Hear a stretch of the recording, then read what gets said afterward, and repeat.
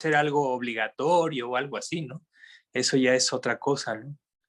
Pero fíjate acá que nosotros, para vacunarnos, antes tenemos que firmar una autorización para que no vamos a reclamar contra el Estado ni contra nada. Entonces, eso ya te mete miedo, eso, ¿viste?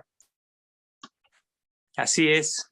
Es exactamente el mismo problema que tienen aquí. La gente no está contenta con eso, ¿no? Porque desde luego hay riesgos, ¿no? Y los riesgos son severos, ¿no?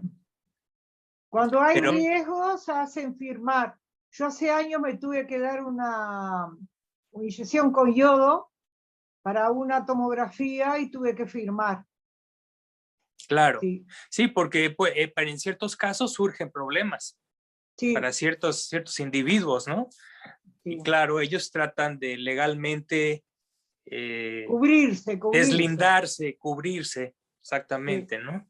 Entonces Aparte, digo que si vas acá a la página del Ministerio de Salud Pública, hay un apartado que dice todas las cosas que no conocemos de la vacuna. Entonces empezás a leer y vos decís, bueno, es como un experimento, ¿entendés?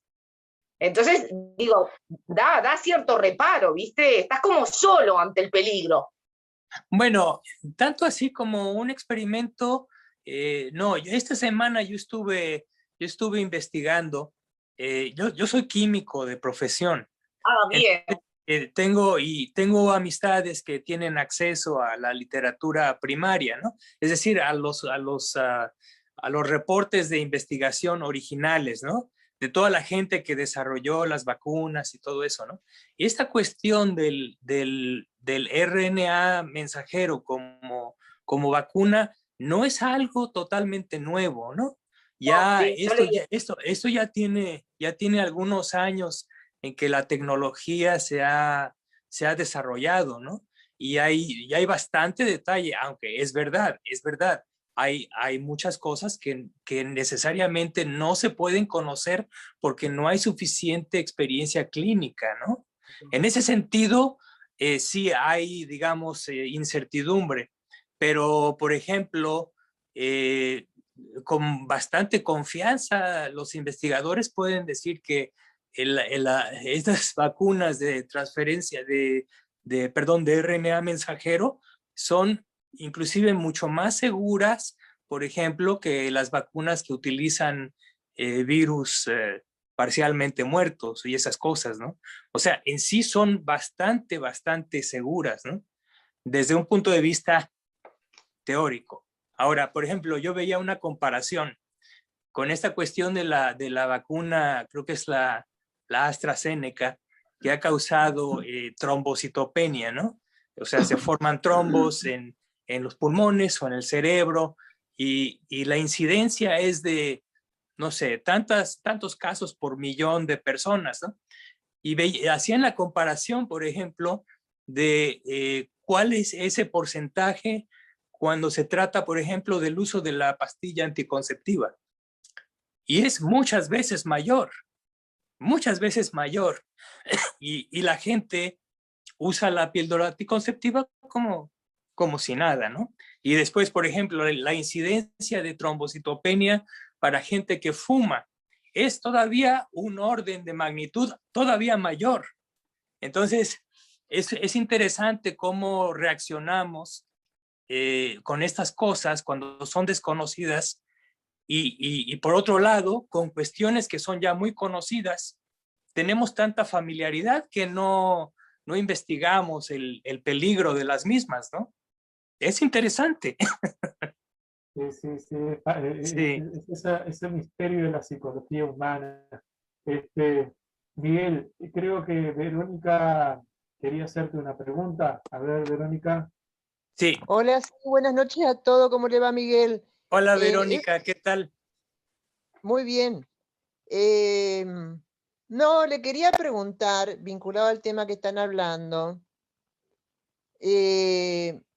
si el medicamento, que sería en este caso la vacuna, en función de lo que están charlando, no responde a un sistema de creencias, en el sentido de que para aquella mayoría que pueda estar creyendo que la vacuna lo inmuniza antes que se la suministran y su sistema de creencia lo inmuniza. Y para aquellos que dudan o son escépticos, no es efectiva. Esto estoy hablando de una medicina moderna que tiene 300.000 años aproximadamente.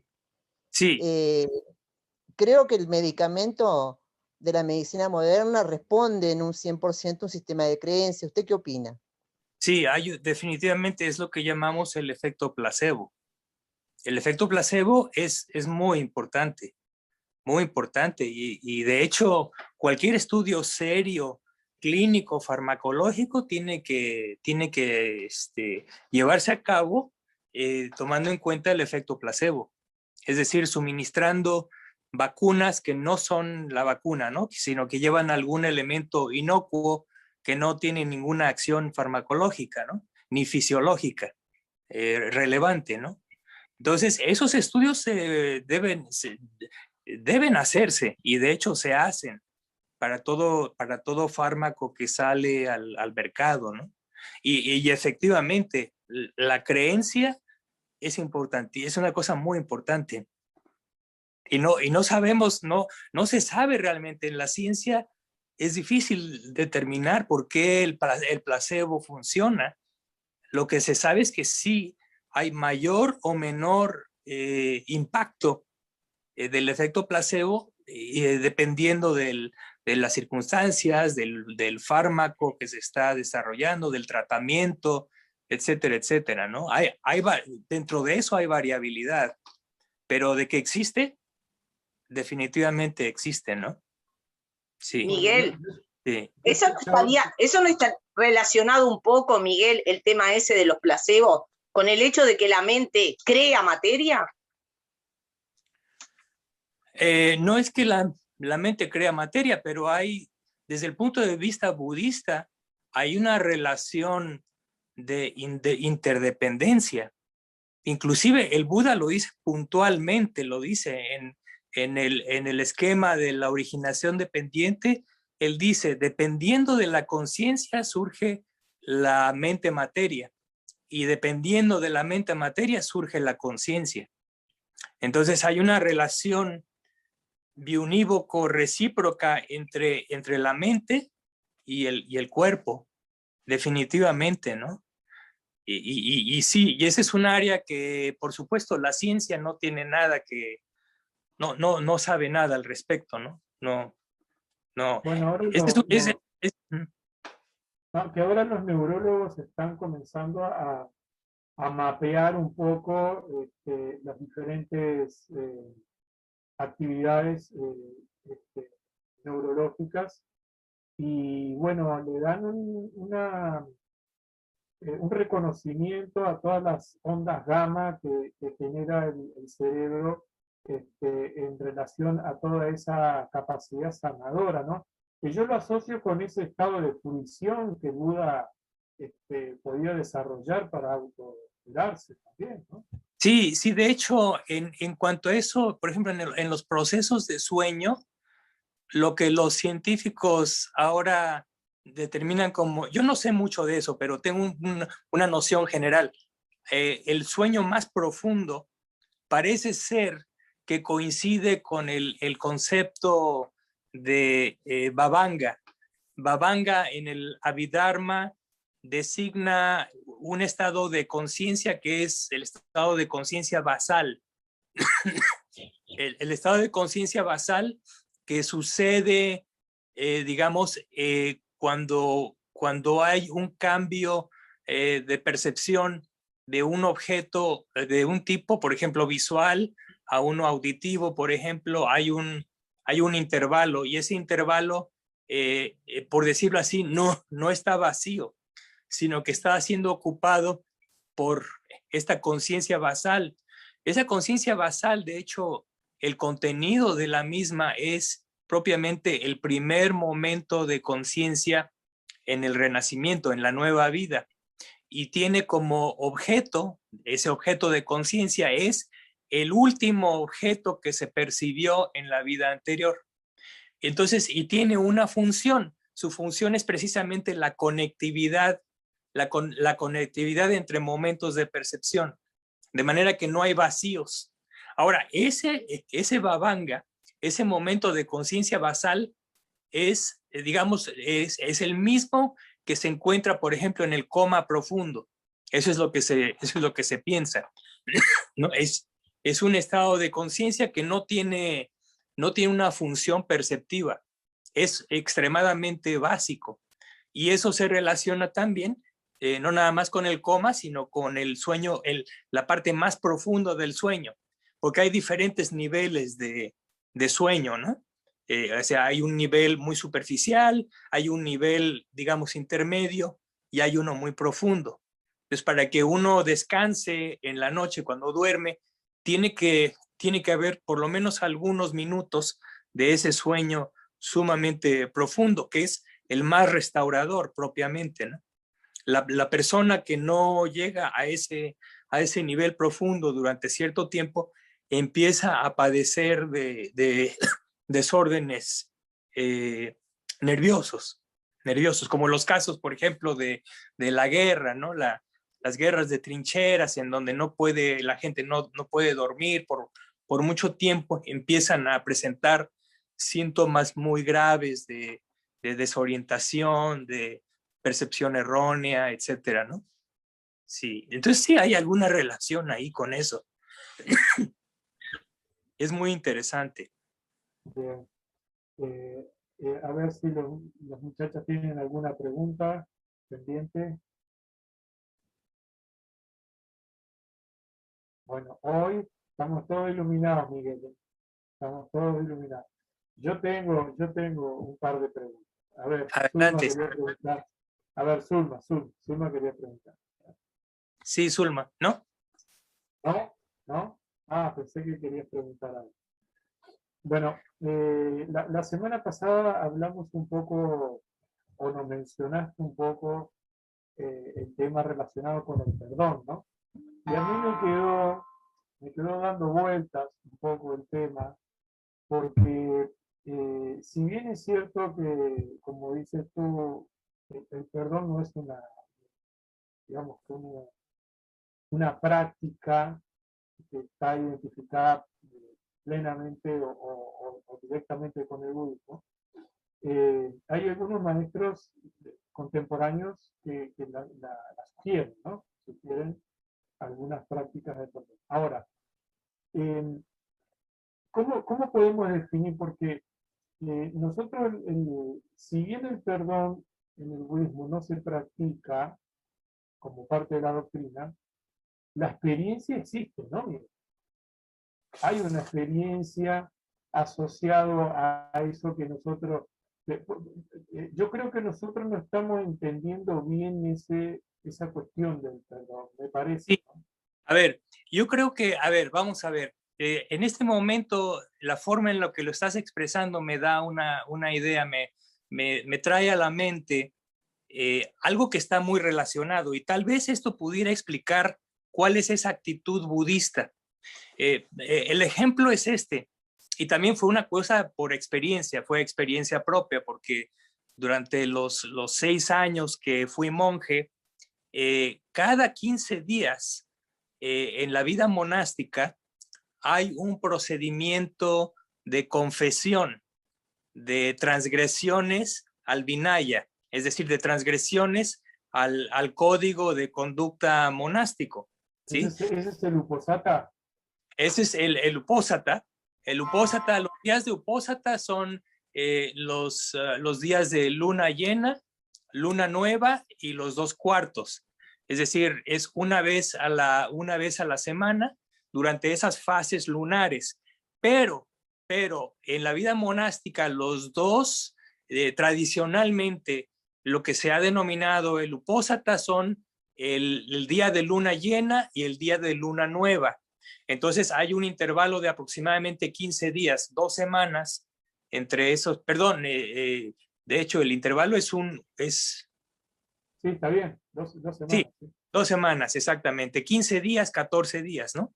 Entonces, cada 15 días, cada 14 días, en esas fases lunares, los monjes y las monjas tienen que llevar a cabo un procedimiento especial en el cual, en forma muy, podríamos decir, ritualizada o estricta, uno tiene que confesar a otro monje, o en el caso de las monjas, a otra monja, tienen que confesar las faltas que se llevaron a cabo en los últimos 15 días. Es decir, cada monje y cada monja tiene la responsabilidad de recordar las faltas cometidas. El desconocimiento de las reglas monásticas no exime a la persona de la falta. Entonces, es extremadamente importante conocer completamente todas las reglas, primero, y segundo, recordar las transgresiones efectuadas. Entonces, en el día apropiado, en el día de Upósita, uno se reúne con los monjes y se lleva a cabo la confesión. Ahora, esta confesión es 1 a 1. No es que el monje hable a todos los demás monjes y exprese sus faltas, no, se hace en una forma más discreta. Entonces, digamos, si hay 4 monjes en el monasterio, se reúnen 2 pares, ¿no? Y entonces el que tiene menos antigüedad confiesa primero al que tiene más antigüedad. Y entonces, pero aquí lo importante es esto, porque está relacionado con el, entre comillas, perdón, ¿sí? Está relacionado en el sentido de que se considera que cuando se confiesa la falta, ese es un procedimiento que podríamos decir de purificación, ¿sí? Entonces, por ejemplo, uno se dirige al monje y dice: venerable señor, estos últimos 15 días transgredí de esta forma, transgredí así, hice esto, o por omisión no hice el otro, etcétera, etcétera. Y entonces, de acuerdo con el formalismo que se tiene, el otro monje contesta primero que nada, ves tu falta, eres capaz de ver la falta. Y entonces el que confiesa contesta: sí, soy capaz de ver la falta. Entonces ese es el primer aspecto. El primer aspecto es el reconocimiento o la visión, el reconocimiento de que se ha incurrido en una transgresión. Y después, acto seguido, le dice: prometes no volver a efectuar esa transgresión. Y entonces el otro dice: sí, prometo hacer el esfuerzo correspondiente para no volver a transgredir. Entonces es una cuestión de dicotomía en ese sentido. Y entonces el otro monje contesta: muy bien, y eso ya, ese muy bien es un reconocimiento de que la otra persona ha logrado ver su transgresión, y también un reconocimiento de que ha exteriorizado su intención de no volver a transgredir. Entonces, en ese sentido, él dice que eso está muy bien, que lo que el otro ha hecho está muy bien, y en esa forma queda, por decirlo así, aunque no es realmente, pero es, por decirlo así, queda exonerado, en el sentido de que ha habido una clarificación de los hechos y que ha habido un establecimiento de actitud por parte del transgresor. Entonces, en ese sentido, la persona queda, entre comillas, purificada y puede retomar la vida monástica sin remordimiento, ¿sí? sin ninguna preocupación debida al remordimiento. ¿Por qué? Porque ha exteriorizado, ha sacado a luz, ha entendido y ha expresado esa falta. Entonces, en ese sentido, queda, entre comillas, perdonado el monje o la monja, pero no es que haya un perdón, porque el perdón es algo que el afectado otorga, ¿verdad? Aquí no, nadie otorga nada. Es simplemente... cómo podemos llevar eso, por ejemplo, a la vida del laico, ¿no? ¿Cómo podemos nosotros, porque la asociación que yo hacía con el perdón y el budismo, o la sigo haciendo de manera instintiva, es a través de la misericordia, ¿no? Que la misericordia sí es una práctica en donde hay una conciencia de dukkha en aquellos que afectan y son afectados. Sí. A ver, Ana María, Ana, quería hacer quería una aclaración. Sí, yo quería recordar cuando Devadatta, el primo de Buda, lo quiso matar y le tiró una piedra. Y después Sí. lo fue a buscar a Buda y le dijo, ¿no estás enojado? ¿Me perdonás? Y él le dijo, tú ya no eres el mismo, ni yo tampoco. Entonces hoy tenemos que hacer lo mismo. Pasó algo, lo soltamos y no somos lo mismo. ¿Por qué quedarnos en la mente con el rencor, supongo? Sí, yo pienso que en el budismo es simplemente, vamos a ver, por ejemplo, yo lo veo reflejado en mi propia vida, en mi propia experiencia. Yo he sufrido ¿cómo digamos?, de afrentas muy dolorosas, ¿no? Hay gentes que me han hecho cosas muy malas, ¿no? Y sin embargo, esa cuestión yo, por ejemplo, entiendo que esas afrentas y esos hechos que yo tuve que sufrir, primero que nada, el aspecto fundamental es un resultado kármico. Es una experiencia desagradable, es decir, incide en la sensación. Y sabemos perfectamente, de acuerdo a la ley del karma, que toda sensación que surge es una resultante. Es un estado de conciencia resultante que surge que tiene como su origen una acción malsana en el pasado. Entonces, si por ejemplo alguien me robó algo, yo tengo que entender, y eso es muy desagradable para mí, por supuesto, pero yo entiendo que eso es un resultado de, tal vez no en esta vida, pero sí seguramente en una vida pasada yo robé a alguien y ahora esta es la consecuencia. Entonces, ¿por qué voy a personalizar esa ofensa? ¿No? ¿Por qué voy a personalizar esa transgresión hacia mi persona, puntualizando a otro individuo, ¿no? No, el individuo es simplemente un conducto, es solamente un conducto para que se manifieste el resultado, la resultante kármica, vipaka, tiene hasta un nombre particular en Pali, se llama vipaka. El vipaka es la resultante kármica de las acciones. Este vipaka puede ser deseable o indeseable, ¿no? Pero lo importante es eso, ¿no? Que es una cuestión que no es la persona, no es una cosa personal, es algo que es una ley que está operando constantemente en el universo, ¿no? Y simplemente estamos sujetos a esa ley de causa y efecto, pero no es algo personal, aunque pudiera parecer, porque lo ascribimos claro. A una persona. Tú me hiciste, tú me insultaste, y apuntamos el dedo, ¿no? Pero en realidad deberíamos apuntar el dedo a nosotros mismos, ¿no? Porque yo hice en el pasado, ahora yo tengo que sufrir esto, ¿no?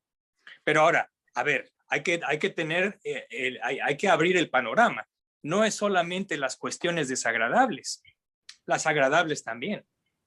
Si yo me saco la lotería, bueno, eso probablemente quiere decir que en el pasado fui sumamente generoso y simplemente se dan las circunstancias para que surja el fruto de una acción pasada. Entonces, cuando lo vemos desde ese punto de vista, ¿quién perdona a quién?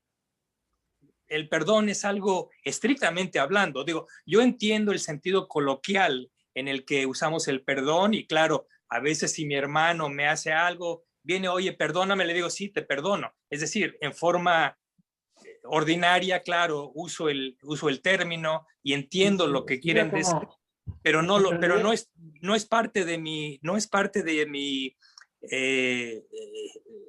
no es parte de mi entendimiento, porque el concepto en sí no existe en el sistema que yo he adoptado, ¿no?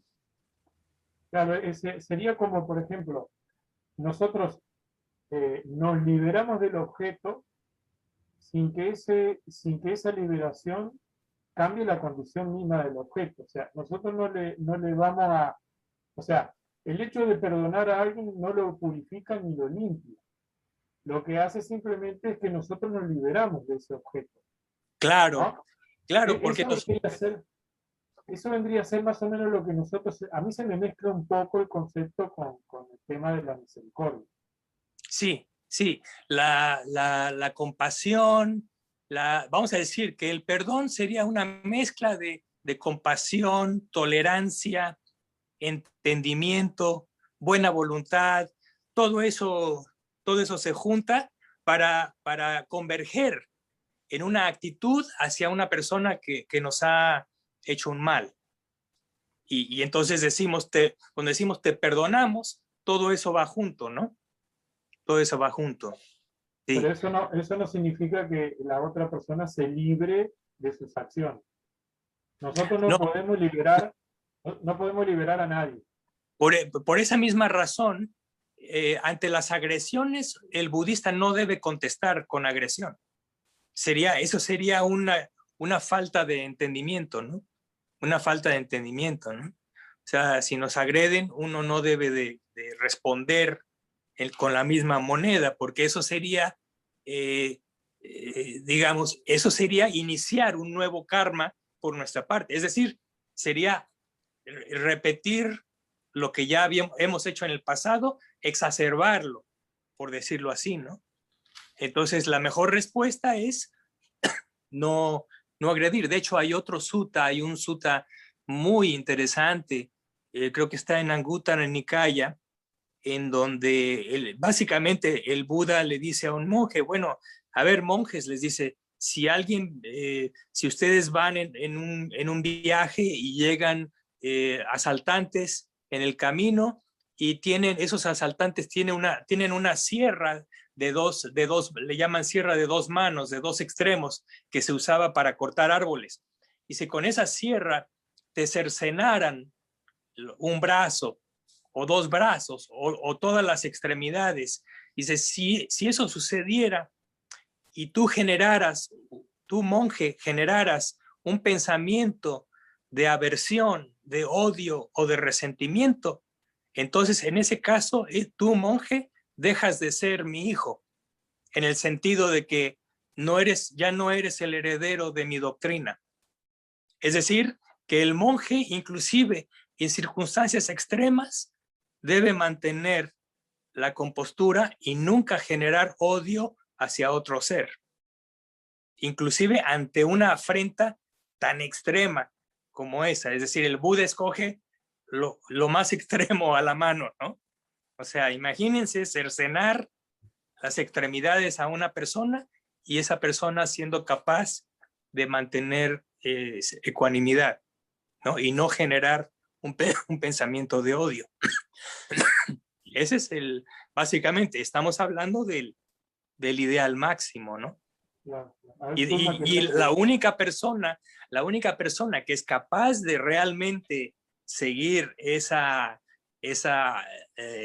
digamos, ¿cómo le llaman? Esa enseñanza, pues, es un arahant, porque el arahant ya está, un arahant y un anagami, ya están libres de deseo sensorial, entonces ya no se identifican con la sensación desagradable y por lo tanto pueden mantener en compartimentos aparte, por decirlo así, ese extremo dolor y esa afrenta y mantenerlo muy aparte de su estado de amor benevolente hacia los seres, ¿no?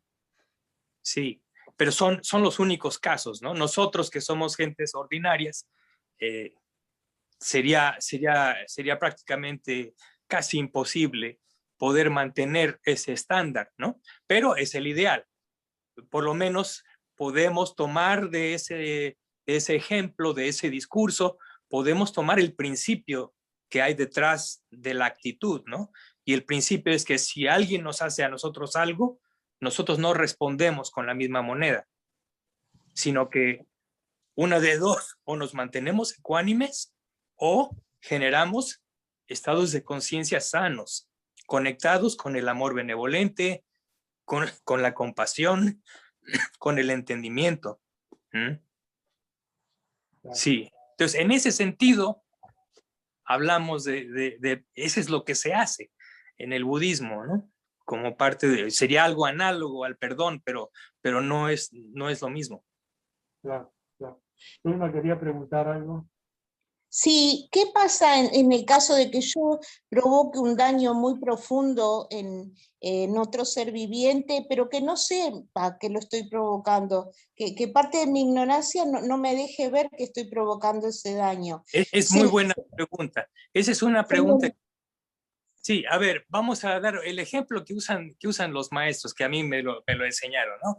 Vamos a decir, usted toma un automóvil y va manejando en la carretera, y vamos a decir que no hay mucha luz, y en un momento dado una persona que está ebria, ¿sí?, corre hacia la carretera en el momento en que usted está manejando, y entonces usted lo atropella, ¿no? O lo hiere o lo mata. Vamos a decir que lo mata. Entonces, aquí hay un mal karma por parte de usted. Definitivamente no. No, porque para que sea el karma de matar, tiene que haber intención de matar. Y en ese caso particular, jamás existió la intención. Y de hecho, en la mayoría de los sistemas legales, en todos los países del mundo, se toma en cuenta ese aspecto para tipificar un delito, ¿no? Cuando se demuestra que no hay intención, hay una, digamos, no, en la mayoría de los casos no se considera una falta, no se considera un crimen, ¿no? Hay una exoneración. Entonces es una acción que se pierde porque a mí no me permite a través de esa acción aprender, ni lograr superarme, ni lograrlo ver. Es decir, es una acción que queda ahí flotando. Sí, porque uno no está consciente de que uno ha hecho un mal, ¿no? En la pregunta original que usted hizo, ¿no? En el sentido de que yo hago algo a alguien, pero no estoy consciente de haberle hecho un mal. Entonces, hay dos cosas. No hay intención, pero tampoco hay concientización. Entonces, el único mal karma que pudiera efectuarse es el que se llama mal karma por negligencia. Por negligencia, en el sentido de que no hay una concientización. No hay una concientización, que debería haberla, ¿no? Que debería haber atención, y no hay atención. Entonces hay negligencia con respecto a la atención plena, ¿sí? Es decir, el estar descuidado tiene su aspecto malsano. El tener una mente descuidada, una mente distraída, tiene un aspecto malsano, y las consecuencias de ese estado mental pueden ser bastante graves, como en el caso de un accidente. Un accidente, ¿no? El accidente es por negligencia mental, en el sentido de que no hay atención. Es muy importante. Por eso, ese es un aspecto muy importante de la moral budista, esa relación. Por eso se hace tanto énfasis, en esta doctrina se hace tanto énfasis en estar atento, constantemente atento, desde que amanece uno hasta que se va uno a dormir. Hay que mantener ese estado de vigilancia, ¿no? Se llama, en Pali lo llamamos Sati Sampayana, que quiere decir atención plena con comprensión clara. Entonces, eso quiere decir, la atención plena es esa atención hacia todo fenómeno que incida en las bases sensoriales, pero que esté acompañado, para que se califique como atención plena o sati, ese estado mental que, además de estar atento, está libre de impedimentos. Es decir, es una atención muy pura en el sentido de que está libre de odio, está libre de aversión, está libre de deseo, etcétera, etcétera. Y luego viene la otra parte, que es sampayaña, o la comprensión clara. Para que haya comprensión clara en las acciones mentales, verbales o físicas, la primera clarificación que tiene uno que tener es la intención. ¿Cuál es la intención? En cualquier acción que hagamos, en cualquier momento, tiene que estar claro cuál es la intención. Segundo, tiene uno que clarificar la adecuación, en el sentido de que esta acción o este instrumento que estoy utilizando para la acción es el adecuado, es el correcto, es el apropiado. La respuesta tiene que ser sí, para poder llevarla a cabo sin ningún problema, ¿no? El tercer aspecto es, uno debe actuar dentro del ámbito del meditador. Puesto que somos meditadores, entonces nuestro comportamiento está restringido a ciertos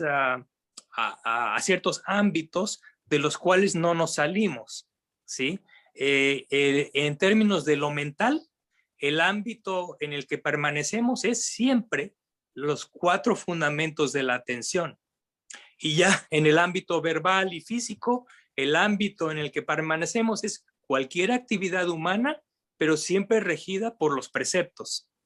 Entonces, ese es el... Y el último aspecto se llama el aspecto de no ofuscación. De no ofuscación. Es decir, uno no actúa, uno se abstiene de actuar cuando la mente está confundida, o hay ofuscación, o hay nubosidad mental, o no hay claridad mental. Por ejemplo, un ejemplo muy, muy simple. Es mejor no actuar hasta que no tome uno el café en la mañana, ¿no? para que uno no actúa semidormido, ¿sí? O uno, por ejemplo, también por eso el 5º precepto toma mucha relevancia. Uno no actúa cuando uno ingiere una bebida alcohólica o una droga, porque cualquier acción que hagamos va a estar manchada por ese estado mental de confusión, ¿no? Entonces, para resumir, toda acción tiene que llevarse a cabo con ese lineamiento de atención plena, con comprensión clara. No es fácil, porque lo que se nos está pidiendo es que hay una presencia continua de la mente, ¿no? La distracción, la ensoñación, por ejemplo, se deben considerar para el meditador como enemigos, como impedimentos. En la persona normal, ordinaria, que no sigue esta enseñanza del Buda, eso no representa ningún aspecto malsano o que tenga algún detrimento, ¿no? La gente lo considera algo simplemente normal y no le da importancia. Pero nosotros sí le damos importancia porque sabemos que es fundamental. Es fundamental para no transgredir, por una parte, y segundo, para mantener la base, digamos, de habilidad mental para poder controlar la mente, para poder concentrarla y lograr el fin último, ¿no? Entonces, esa es la razón más importante, ¿no? Mantenemos atención plena con comprensión clara, no solamente para no transgredir, sino para mantenernos en un estado óptimo para la meditación. Entonces, a pesar de que yo cometa un acto mal contra otra persona, contra otro ser, y que yo lo desconozca, igual tengo un grado de responsabilidad al no estar en atención plena, no estar en ese momento, etcétera, etcétera. Así es, aunque claro, desde luego que desde el punto de vista kármico, esa es una transgresión más leve. No, no es más, no es tan grave, por decirlo así, en general.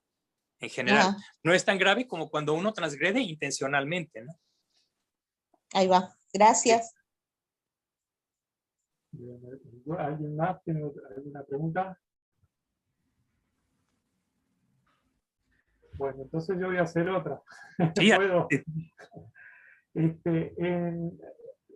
Retomando un poco esto que tiene que ver con la ética, ¿no?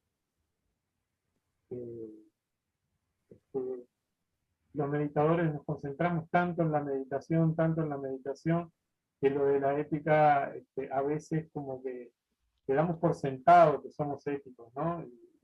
Y no siempre es así. Yo he estado considerando, a ver, no considero, sino tratando de sopesar los diferentes grados de faltas que se cometen cuando uno transgrede al menos los 5 preceptos básicos, ¿no? sí. Y me ha surgido la siguiente pregunta.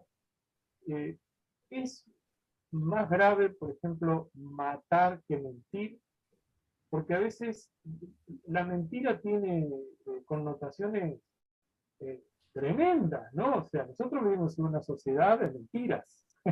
Sí, sí. Nadie ha matado a nadie, pero resulta que todo el mundo se miente y las consecuencias de la mentira De hecho, las consecuencias pueden ser mortales. pueden ser mortales y peor que la muerte, porque hay un bloqueo en la ignorancia tan grande, ¿no?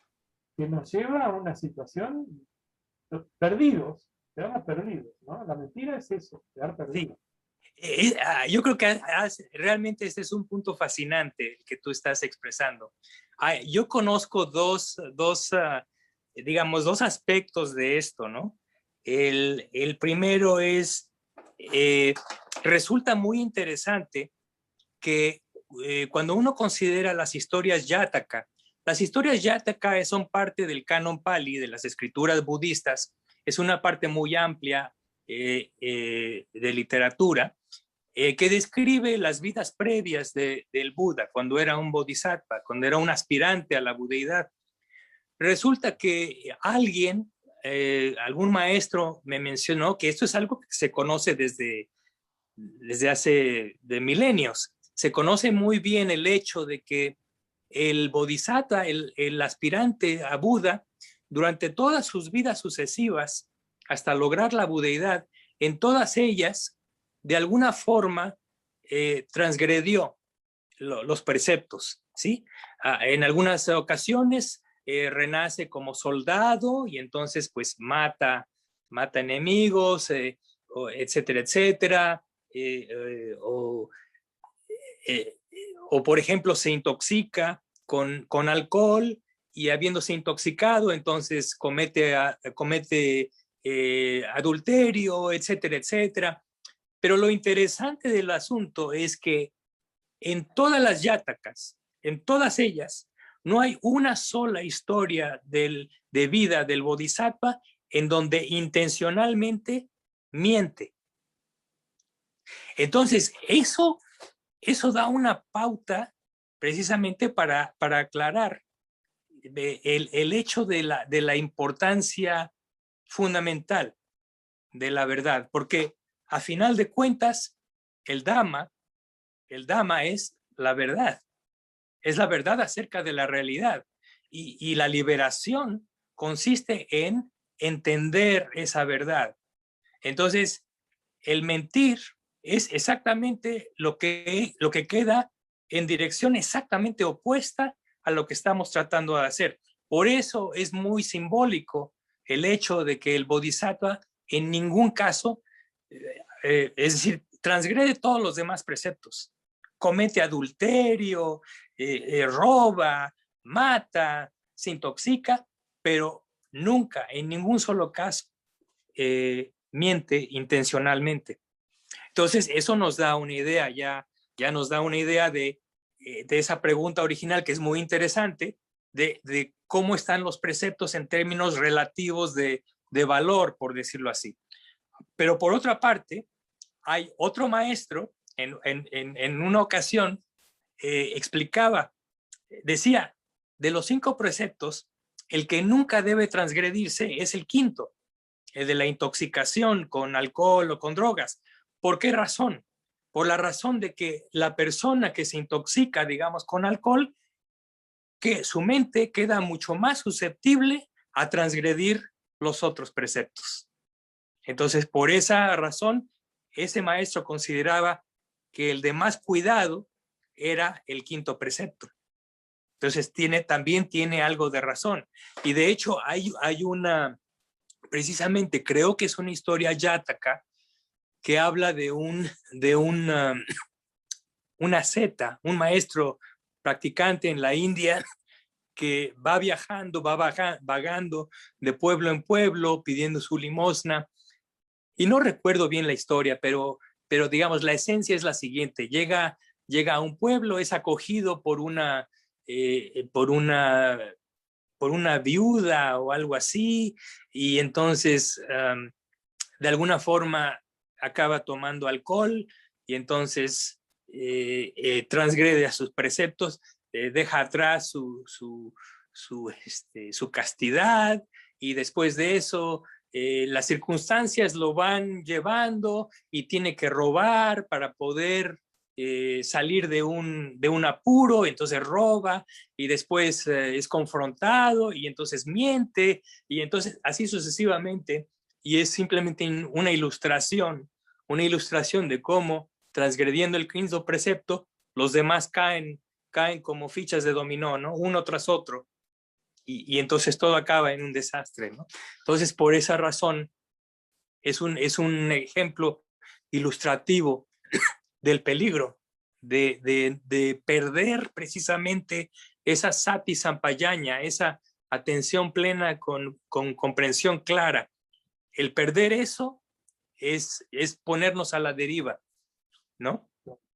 Es muy interesante la pregunta. Sí, me parece es algo para cada uno reflexionarlo en su propia vida, a ver dónde está, ¿no? El talón de Aquiles.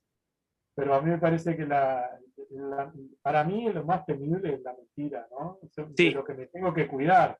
Claro. De no hacerlo y sí, no hacerlo, yo también siento que es lo más apremiante. A Verónica, creo que Verónica ha estado tratando de hacer una pregunta. Sí. A ver, Verónica.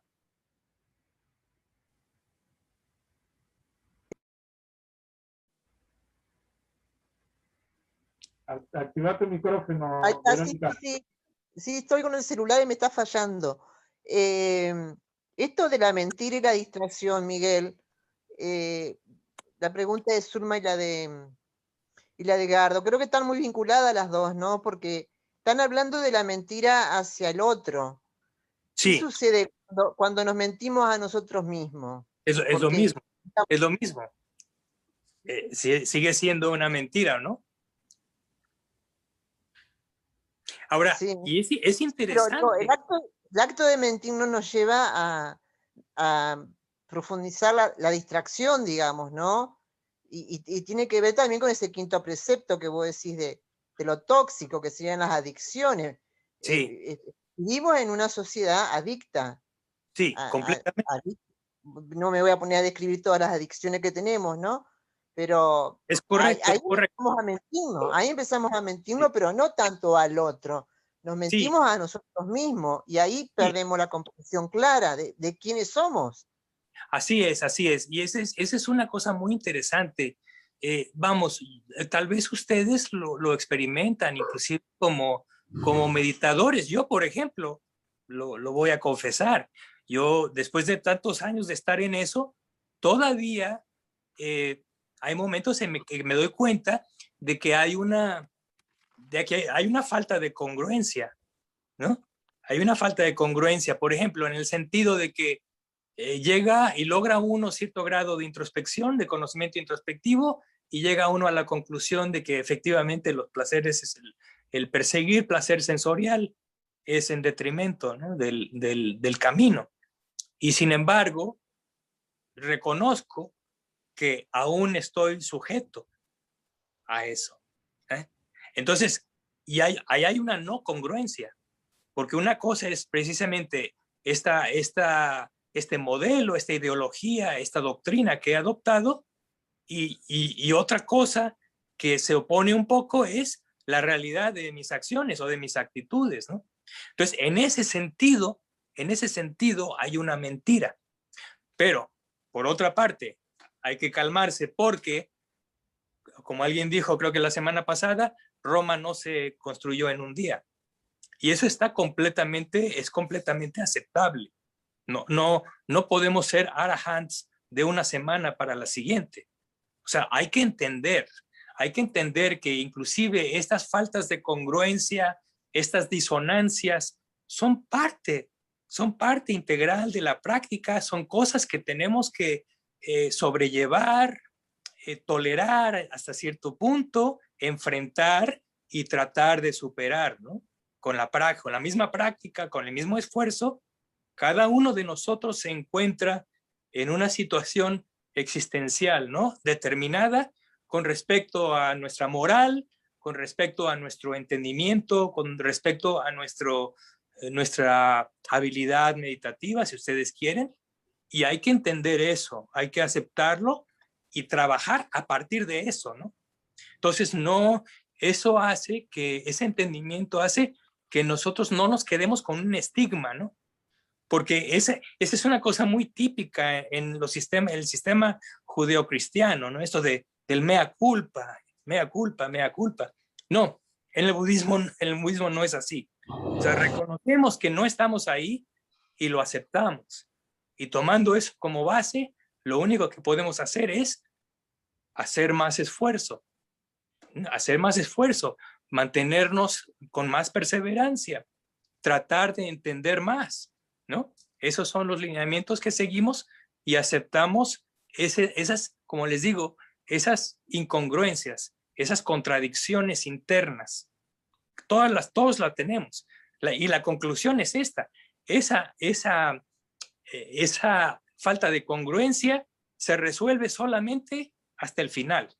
Cuando la persona logra ser un arahant, en ese momento toda incongruencia desaparece. Antes de eso, tenemos que vivir con nosotros mismos.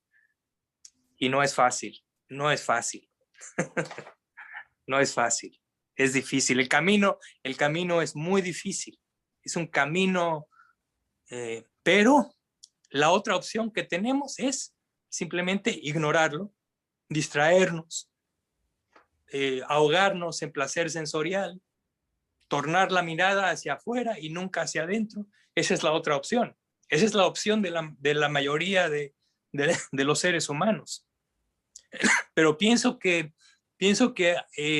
muchos de nosotros hemos llegado al punto en que no podemos dar marcha atrás, porque ya lo podemos ver en nosotros mismos, ¿no? Nos damos cuenta de que ignorando las cosas no va a mejorar las cosas, las va a hacer peor. Y a pesar de que es doloroso, es mejor enfrentarnos a nosotros mismos, ¿no? Enfrentar nuestras impurezas, enfrentar nuestros malos hábitos, enfrentar nuestra falta de entendimiento. Creo que si se hace eso, por lo menos hay un aspecto de veracidad en la actitud, aunque no haya todavía una perfecta congruencia de veracidad entre lo que es nuestro ideal y lo que somos. Pero por lo menos, digamos, nos mantenemos en la intención del desarrollo mental y moral, ¿no? Claro. A ver, Soledad quería preguntar algo. Miguel, yo con respecto a los preceptos, siempre tengo esa lucha interior, porque incluso yo he escuchado muchos audios de Nandi Sena cuando habla de los preceptos, y siempre le preguntan, como que los otros, bueno, nos dicen, lo podemos entender, pero como que siempre al llegado al quinto, lo de bebidas alcohólicas y intoxicantes, siempre hay como que la gente le dice, bueno, pero este precepto, porque Verónica habló de adictos, pero a ver, yo me pregunto, el quinto precepto es para no ingerir nada. O sea, si nosotros tomamos una cerveza o una copa de vino o un whisky, eso es transgredir el precepto. Así no? es, así es. Así es. O sea, estrictamente hablando, sí. Ahora, a ver, aquí hay algo sumamente importante que casi nunca se menciona y que es fundamental. Con respecto, es con respecto a todos los preceptos, pero en particular el quinto precepto. Pudiera parecer a una persona que no está muy bien enterada de la enseñanza, pudiera parecer que el tomar una cerveza de vez en cuando es algo que no afecta a nadie. Ese es el argumento de la gente. Sí. Dice, bueno, pero no me emborracho, no llego a la casa y le pego a mi esposa si me tomo una cerveza. Si me tomo una botella de whisky, a lo mejor sí lo hago, ¿no? Pero bueno, y ese es el argumento. Y aquí va el contraargumento. El contraargumento es una cosa que va más allá de esta vida. ¿Qué es lo que pasa? Cuando uno en la mente da cabida a la posibilidad de ingerir sustancias intoxicantes en el futuro, ¿sí? No sabemos cuándo, pero uno da cabida a ello, es decir, uno abre la puerta. Aunque la cantidad sea muy pequeña, ¿qué pasa cuando uno muere? Uno muere y renace. Y al renacer, esa tendencia a aceptar la posibilidad hace que podamos nuevamente caer en ingerir sustancias intoxicantes. Y a lo mejor en esa vida no vamos a tener la presencia mental o las circunstancias van a ser tales que nos convertimos en un adicto o una adicta al alcohol. Ese es el peligro. Es decir, el aceptar ingerir, aunque sea una pequeña cantidad, es un peligro latente. Y el peligro no consiste en la ingestión, el peligro consiste en la actitud permisiva de aceptar, romper. Es como hay un político en México que recientemente dijo, bueno, sí, robo, pero robo muy poquito. Sí. Y entonces el robar poquito hacía que él justificara la acción. Decía, pero es muy poquito. Y como es muy poquito, pues no tiene importancia y por lo pronto voy a continuar robando, pero muy poquito, ¿no? Yo digo, bueno, ese es como estar un poquito embarazada, ¿no? Un poquito embarazada. Es lo mismo, ¿no? Pero vamos, de regreso al precepto. La razón por la cual uno cesa completamente de ingerir es no por la ingestión en sí, sino por la actitud, que es algo que ustedes saben que lo que se transmite de una vida a la otra son las tendencias. Las tendencias, las inclinaciones, las actitudes. Eso es lo que va de una vida a la siguiente. No la persona, sino esas actitudes mentales, y eso es lo que se va a transmitir. Por eso el grandísimo peligro. A ver, Ana María, por favor. Entonces va la memoria con el karma. La memoria siempre está ahí. Siempre va la memoria, con excepción de un detalle.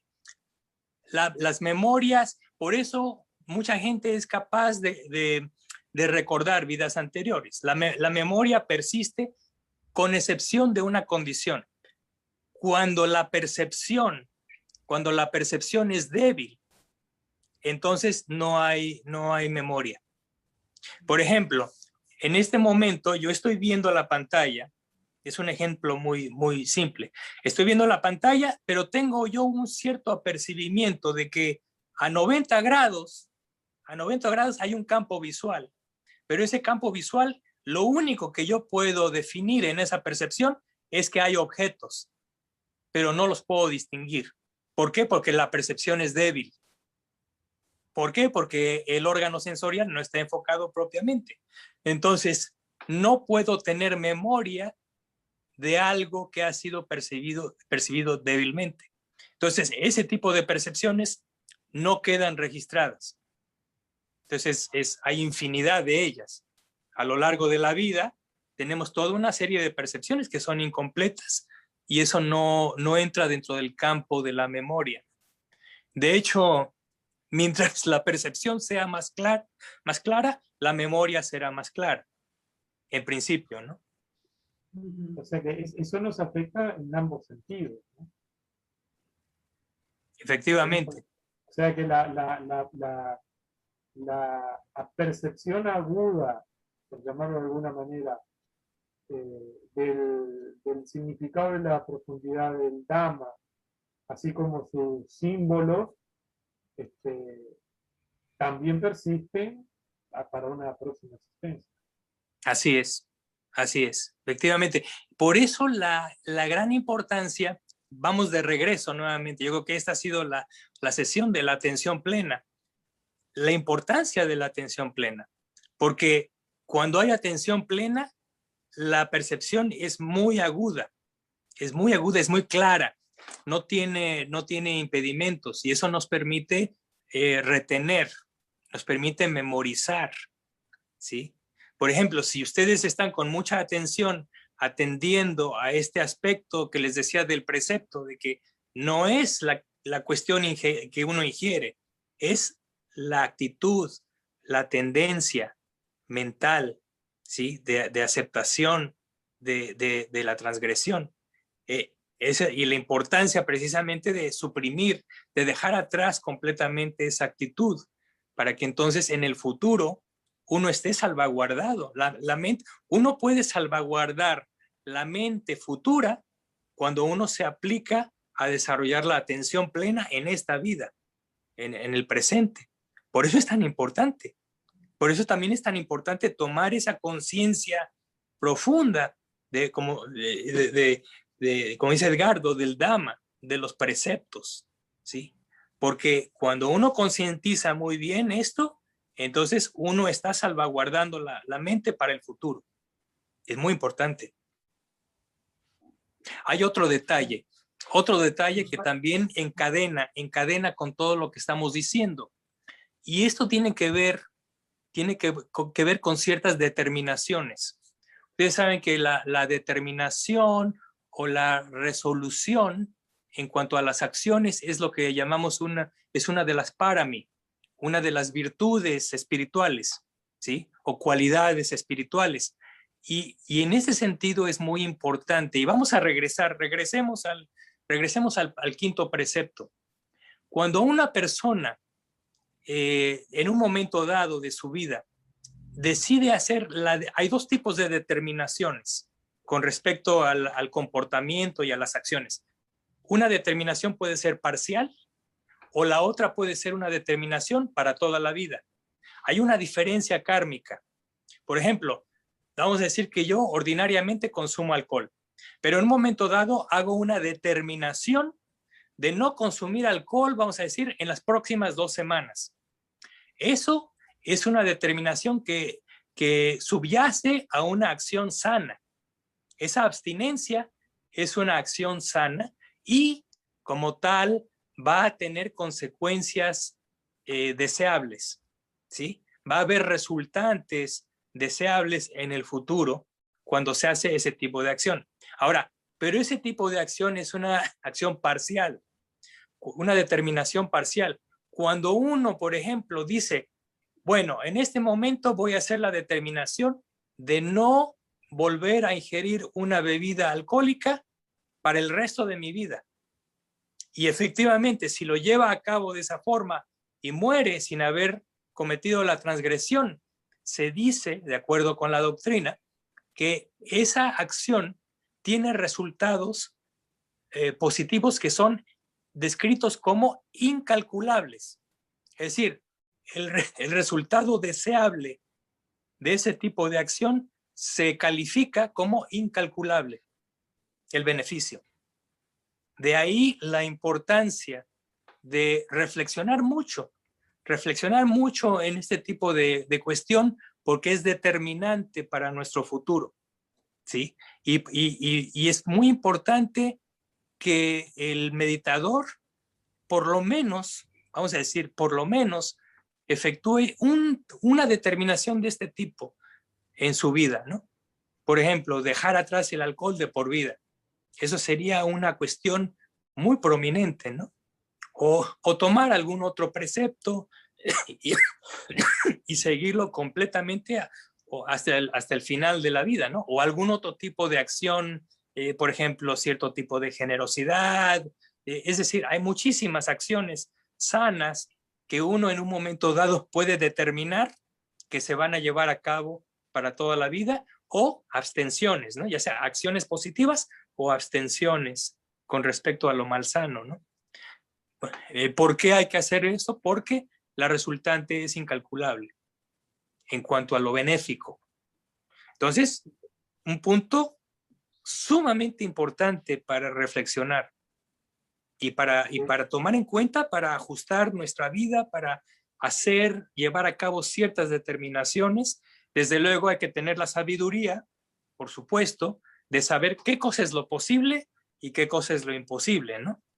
Porque también ahí a veces tiramos demasiado alto y en lugar de llevar a cabo algo muy positivo, resulta en un grave problema, ¿no? O si tiramos muy bajo. Si tiramos muy bajo, estamos desperdiciando nuestra capacidad de determinación, ¿no? Entonces, las determinaciones tienen que pensarse con mucho cuidado si uno trata de hacer este tipo de práctica, ¿no? Se determina con mucho cuidado, uno se toma el tiempo, uno se mide a sí mismo, y cuando uno considera que es posible, entonces uno lo lleva a cabo firmemente, ¿no? Y como digo, una a la vez, ¿no? Una a la vez. generalmente, Claro. yo recuerdo, y para mí es una fuente de felicidad que me llena todos los días. Cuando hace aproximadamente unos 30 años dije, no vuelvo a tomar una gota de alcohol. O sea, fue una determinación firme. Las circunstancias, claro, me llevaron a tomar esa determinación, pero definitivamente es una de las mejores cosas que yo pude haber hecho en mi vida. Definitivamente, o sea, es algo de lo que yo me regocijo día tras día, de haber dejado atrás, porque vamos, yo era adicto al alcohol. Entonces, en un momento dado, cuando empecé con el budismo, lo primero que sucedió fue el choque, ese choque del cual les hablo, ¿no? Esa incongruencia. Es decir, tú no puedes meditar y al mismo tiempo tomarte una copa los fines de semana. Es incongruente, no puede ser, eso es imposible. Entonces, una cosa o la otra. Entonces yo decidí, no vuelvo a tomar una gota, y empecé a meditar. Y claro, mi vida cambió completamente, para bien. Dejé atrás toda una serie de circunstancias y toda una serie de amistades que no eran de provecho. Fueron las primeras ventajas, ¿no? Pero después vinieron muchas ventajas más, ¿no? Entonces, definitivamente, es importante por lo menos hacer una para toda la vida, una que sea sustancial, que tenga sustancia, ¿no? Claro. No una cosa menor, ¿no? Y esto de otra, tomando como de referencia a esto que mencionas acerca de desarrollar también la sabiduría en cuanto a los beneficios y el porqué de esto, ¿no? Una vez le escuché decir algo a Ana Lucena también, que me pareció bien interesante, de que él decía, porque también empezaron a preguntarle, ¿no? En una charla que dio, dice, bueno, pero el alcohol no, pero ¿y el mate? ¿Podemos tomar mate? Pues el mate acá es un vicio en este país, ¿no? Entonces, él sale de la situación haciendo la siguiente pregunta. ¿Por qué estamos tan preocupados por la dosis, ¿no? De si una copita o media copita, ¿por qué no prestamos atención al por qué lo ingerimos? Claro. Porque esa es la otra, ¿no? Decir, bueno, está bien, supongamos que es poco o es mucho o lo que sea, pero ¿por qué? ¿Por qué mi mente necesita esto, ¿no? Claro.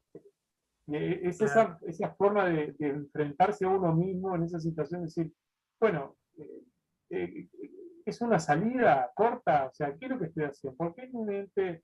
Entonces eso me pareció bien, bien interesante también como otra causa de análisis, ¿no? Definitivamente. Verónica, por favor. Acerca del quinto precepto. Sí. Verónica, querías Sí, una... sí, no, bueno, ahí lo acabas de definir vos, Miguel. Esa era mi pregunta, ¿no? Qué linda palabra incongruencia, me encanta porque brinda comprensión, ¿no? El Sí. mentirse a sí mismo. El alcohólico se miente a sí mismo, pero bueno, Todo no adicto, solo el todo adicto se miente a sí mismo. Exactamente, el adicto al materialismo, el adicto al consumo, el adicto a la zona de confort, digamos, el que medita, No hay un límite para las adicciones.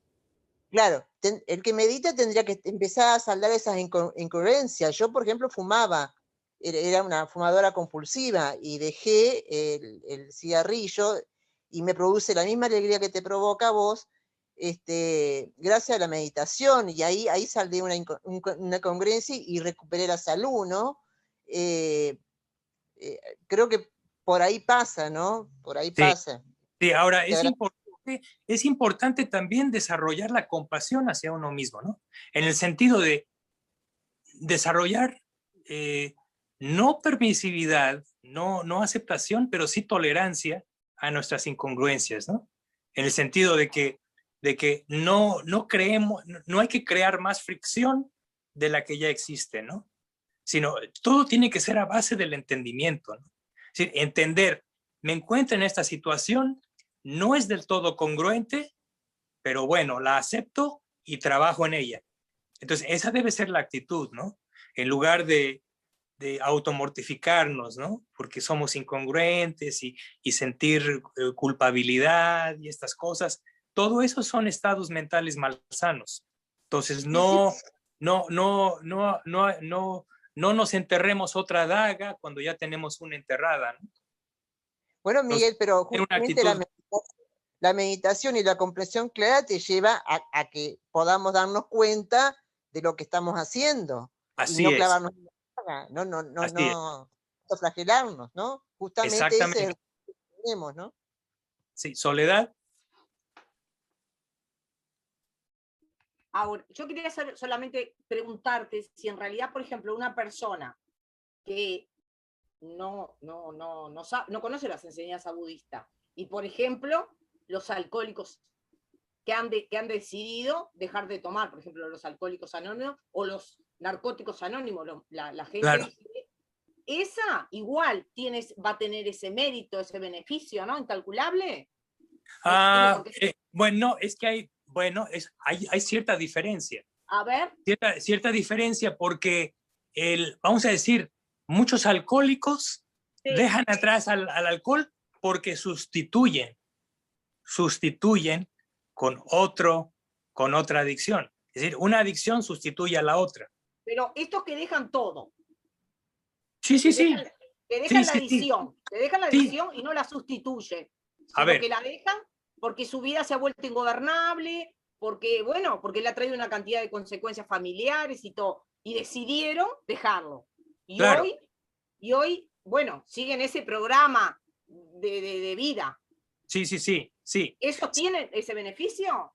Tiene mucho mérito, pero no es el mismo mérito en el siguiente sentido. En el aspecto que estamos discutiendo en el budismo, la base es el entendimiento. Es el entendimiento, no la fe. No es la fe. Por ejemplo, en el sistema de Alcohólicos Anónimos, ellos dicen, acepto que hay un poder superior por encima de mí y me rindo ante él, y en base a eso es la base para que yo pueda dejar atrás el vicio, etc. Entonces, el entendimiento no es porque es una acción de responsabilidad propia, sino que es porque el entendimiento lo deja en manos de un poder superior. Esa es una gran diferencia. Es decir, en el caso del budista, digamos, lo hace a través de lo que llamamos el entendimiento budista. El recto entendimiento. El otro lo hace porque tiene un entendimiento de acuerdo con su sistema. Es un sistema teísta, etcétera, etcétera. Entonces, las acciones efectuadas el karma tiene que ver mucho con cuál es el entendimiento con el cual se lleva a cabo la acción. Por ejemplo, hay un ejemplo en el Abhidharma. Dice, un niño pasa por un mercado y toma una manzana y se la come y no la paga, ¿no? Entonces, el niño ha robado. Otro niño pasa por el puesto de manzanas, toma la manzana, pero sabe, estoy robando esta manzana, se la lleva y la come. ¿Hay una diferencia entre las dos acciones? Sí. En el segundo caso, la acción es llevada a cabo con entendimiento. Es decir, la persona entiende que lo que ha hecho es malsano. Cuando la persona entiende, entonces es mucho menos probable que en el futuro vuelva a cometerla. Cuando no hay conciencia y no hay entendimiento, no hay ninguna barrera, ningún obstáculo, ¿sí? Para que esa persona repita sucesivamente esa acción. Y esa es la diferencia entre entender y no entender. Pero entonces, Miguel, entonces, ponele que hay una persona con un ejemplar en su vida, porque sí. es caritativa, generosa y todo, pero sí. de repente no profesa el budismo, profesa el catolicismo, o es musulmán. Entonces, pero entonces no va a tener los mismos beneficios kármicos que otro, uno que es budista. A ver, voy a explicarlo de otra forma. Otro símil, es una forma de símil para que se entienda. Y eso está en los suttas. Por ejemplo, un meditador que logra jhana, vamos a decir, hay dos meditadores. Uno es musulmán y el otro es budista. Bien. Los dos logran jhana y los dos renacen en el cielo de los brahmas, que corresponde a las personas que han logrado y mantenido jhana en una vida determinada. Los dos gozan del mismo cielo, gozan de la misma longevidad, ¿sí? Pero la diferencia es que el discípulo del Buda, porque tiene cierto entendimiento particular, puede lograr la iluminación en esa vida. ¿Por qué? Porque tiene la capacidad yánica aunada al entendimiento que es liberador. El musulmán goza del resultado, ¿sí? Tiene la capacidad yánica, pero no la utiliza y simplemente llega a su término kármico y renace en donde le corresponda, que puede ser en cualquier lugar. Entonces, hay una diferencia sustancial. Muy sustancial. Una diferencia de consecuencia muy importante. Por eso insistimos tanto se insiste en esta cuestión del entendimiento recto o entendimiento correcto, porque es la base. Es la base, es lo que determina el destino. El noble sendero por ahí, ¿no? Claro, exactamente. Sí. Entonces, por eso la importancia de... Es todo un gran descubrimiento, Miguel? Pues sí. Pues sí, porque es precisamente la sutileza. Sí. Es una cuestión sutil, no es una cosa que sea evidente. Es una cuestión muy sutil, pero es trascendental. Es de una trascendencia fabulosa. Sí. Entonces, por eso es muy importante tener este tipo de entendimiento, ¿no? Mira. Bueno, pues vamos a continuar la semana que entra porque ya nos excedimos un poquito de tiempo. Yo tengo otra reunión y fue una muy buena reunión nuevamente. Espero que podamos continuar para la semana que entra. Continuemos con la misma discusión o con preguntas nuevas. Creo que es buena forma de hacer esto. Y por lo pronto les deseo lo mejor, que estén todos muy bien y seguros. Y felices. Bueno, muchas gracias, Miguel. Que se recupere pronto. A la semana que entra. Gracias. Nos vemos. Bueno. Hay un chat acá que yo creo que lo pasé o no, pero que habla de un príncipe que estaba en su castillo y pasa una paloma perseguida por un buitre. Sí. Y la paloma cae en el castillo y el príncipe la agarra. Sí. Entonces el buitre le dice, devolvémela. No, yo prometí cuidar a todos los seres vivos. Dice, bueno, yo quiero la carne. Dice, bueno, te doy mi brazo, ponle una balanza. Entonces pone la balanza y corta su brazo. Su brazo no alcanza el peso de la paloma. Pone el otro brazo, no alcanza el peso. Bueno, voy a poner la pierna. Pone la pierna y tampoco equipara el peso de la paloma. Bueno, se corta la otra pierna. Y cuando dice, bueno, voy a poner la cabeza, ahí se ilumina, porque ahí quedó demostrado, bueno, no sé, no me acuerdo cómo era, pero sé que ahí el príncipe es salvado, el bodhisattva es salvado. Que un por acto de defender a los generosidad, animales, ¿no? un acto de generosidad es dar, por ejemplo, un acto muy grande de generosidad es dar, por ejemplo, un donante de órganos. Y el máximo es dar tu vida por otro. ¿Te acordás que vos leíste el del mono? Que se quebró la espalda para que todos los monitos pasaran. Sí, pero no olvidemos el meollo de todo esto que menciona Miguel en los últimos 20, 30 minutos, ¿no? Recto entendimiento. Claro, la intención y la clara comprensión. Porque Claro. si no vos podés hacer eso, por ejemplo, eso de que a mí me parece que en todo caso, en otros sistemas de creencia que también tienen méritos como los tenemos nosotros, con sentidos diferentes, esto de la intención como que no está muy recalcado, ¿no? Porque, por ejemplo, eso de si te pegan en una mejilla, poner la otra, es algo que es válido cuando la intención con la que se hace tiene una clara comprensión. Claro, ¿no?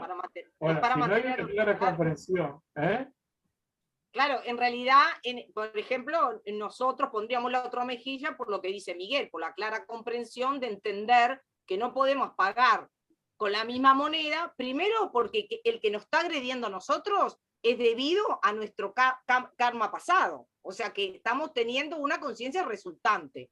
Y entonces no reaccionar es bueno para no seguir generando karma malo.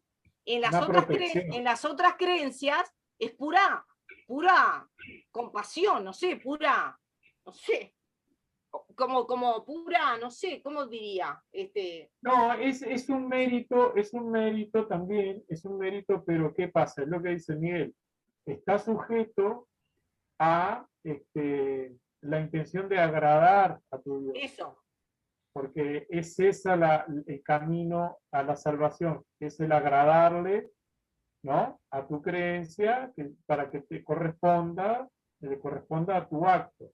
En este caso, nosotros no tenemos ese elemento al cual tener que agradarle. O sea, nosotros lo que tenemos es una mente que purificar, ¿no? Edgardo, bueno, pero la no reacción sin comprensión es represión y enferma, más allá de cualquier sistema religioso. Claro. Eso es visceral esta parte. Claro, eso no es una renuncia, es una represión.